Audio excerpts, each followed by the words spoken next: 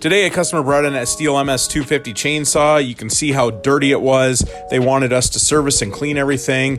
Upon taking the air filter off, I noticed there was a lot of pass-through into the carburetor, so we're going to go ahead and remove the carburetor and clean it out.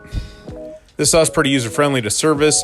You're just going to take off the choke linkage, the throttle linkage, the toggle that has your on-off, your choke, and then also going to be removing the air filter housing, which I already did previous to this. Once you get those off, you're going to go ahead and remove the fuel line at the bottom there of the carburetor. I have a specialty tool with a curved end that fits around that line, so that way you're not busting it. When you guys are in here, also check the tank vent. That can be a common issue of blockage.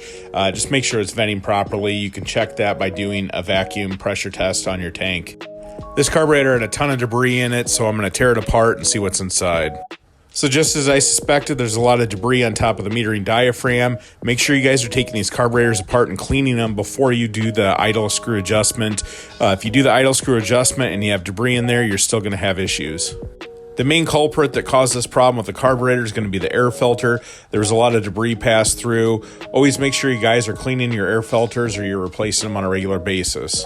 Since I had debris pass through into the carburetor, one of the things that I do is check the piston side on the air intake side. Make sure that there's not any wear. What you're going to notice is that the machining lines that normally run horizontally will be worn off, and there's going to be discoloration of the piston. Instead of being bright and shiny, it's going to be a dull gray. If you look at this piston, the top of it, you can still see the horizontal machining marks. The bottom of it's completely wore off, which is going to cause compression issues, and the saw is going to run rough and not idle properly. This is caused by pass-through on the carburetor. Carburetor's clean, everything's put back together, now it's reinstalled on the unit.